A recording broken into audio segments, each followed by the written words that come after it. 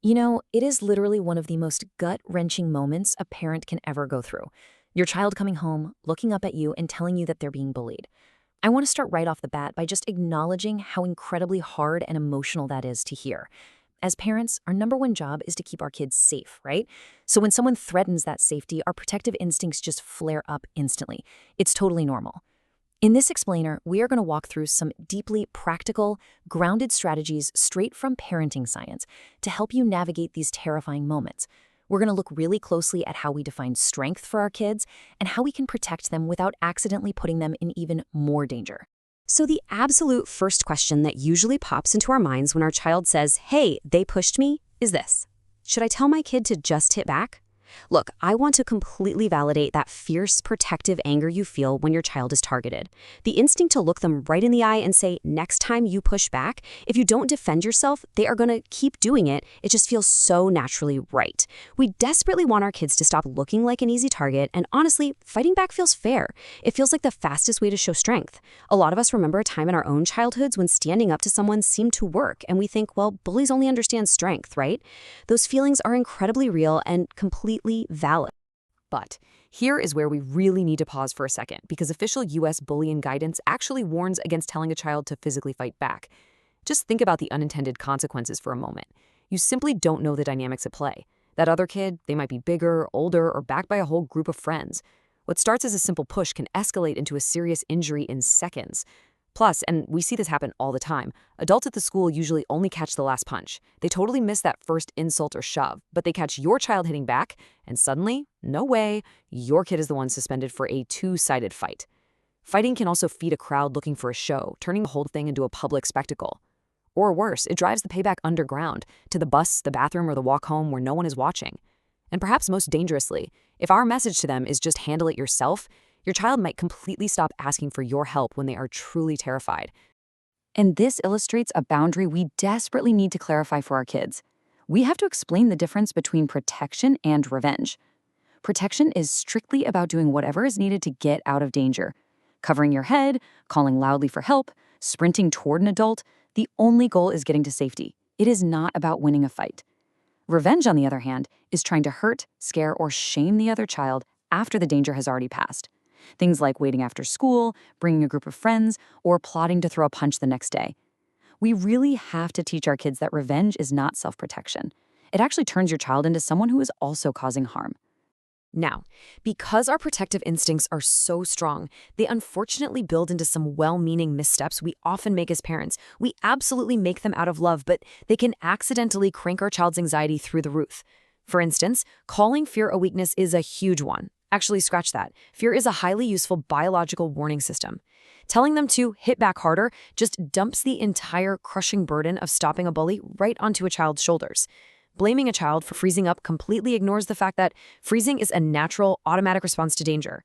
And training them for a physical showdown, practicing insults and fighting moves in the living room, that usually just makes a child more terrified because suddenly home feels like just another unsafe battleground.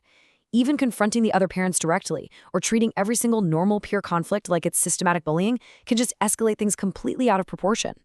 Which brings us to one of the biggest barriers for kids speaking up, the fear of being labeled a tattletale.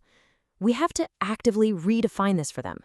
Tattling is just about getting someone in trouble over a small, totally unimportant rule. But reporting?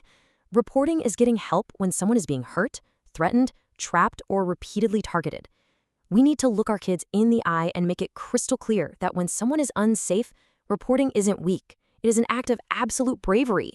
So if we aren't telling them to fight back, what do we teach them instead? Enter the Get Safe plan. This is a super clear, memorable framework you can start using today. G is for get distance. Simply step back, move away toward a door or an adult. E is for express one clear limit, like a firm stop, but honestly only if it feels safe to actually speak. T is for tell an adult who can act. S stands for save the facts. Write down the who, what, when, and where. A is for arrange safety, which just means making small tweaks to their day, like finding a safer seat on the bus or a new route to class. F is follow up. You have to check if the behavior actually stopped. And finally, E is escalate when needed. If that first adult doesn't help, you take it straight to the principal or the district level, because immediate danger requires immediate help.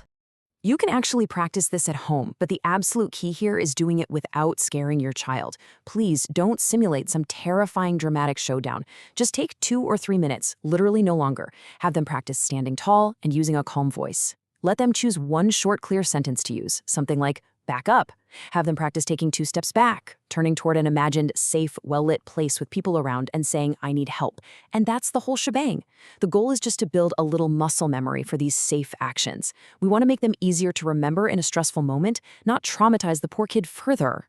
When you are talking to your child about all this, here is the exact empowering language you should use. Your job is to get safe, not win a fight. The adult's job is to stop the pattern. Memorize this. Seriously, say it to your kid tonight. When you say this, you are literally lifting the heavy, terrifying burden of fighting off a bully right off their little shoulders. You are reminding them that they are absolutely not alone and that the adults are the ones responsible for fixing the larger environment. Building on that, we really have to be careful with our phrasing. Avoid damaging statements like, if you were stronger, this would stop, or you need to hit them twice as hard, or you embarrassed me by not fighting. These phrases completely destroy trust, and they pretty much guarantee your child will hide their fear from you the next time around. Instead, lean heavy into supportive phrases. Say things like, being afraid does not make you weak. Tell me what feels unsafe and we will make a plan together. You want to be their ultimate safe harbor. Try asking questions like, which adult at school can reach you quickly, to empower them with real solutions. Okay, now we have to talk about the worst-case scenario. If physical violence actually does occur and your child is hit, your immediate reaction is absolutely critical. You must stay calm or, at least fake it really well for their sake. Check for injuries immediately and get medical help if they need it. Ask very simple questions like, where were you and who was there? But please, do not run a long interrogating interview while they are crying and upset. Tell them clearly, you did not deserve to be hit.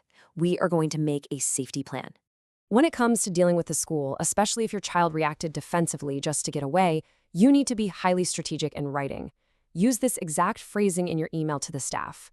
My child was pushed and reacted while trying to get away. Please review the events before the part that was seen. Don't try to hide your child's actions, but use this to force the school administrators to look at the entire pattern.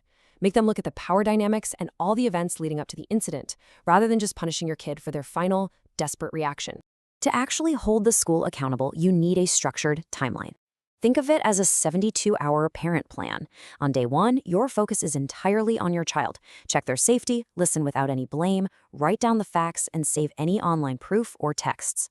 On day 2, you go to the school. Contact the coordinator or principal, share that full pattern we just talked about, and ask for specific safety measures, maybe a safer location for lunch or better supervision in the halls. By day 3, demand to get that plan in writing. Check in, ask your child if the new plan actually feels safe, and set a specific date with the school to review how it's working. If the adults aren't doing their jobs, you keep escalating. As we wrap up this explainer, I want to leave you with a final thought to really reflect on. We have to ask ourselves the question, what does true strength actually look like? As parents, we naturally want our kids to be tough, for sure. But if true strength is actually the incredible bravery it takes to use a firm voice, leave a dangerous situation, and ask for help, well, how are you going to start redefining toughness in your living room tonight?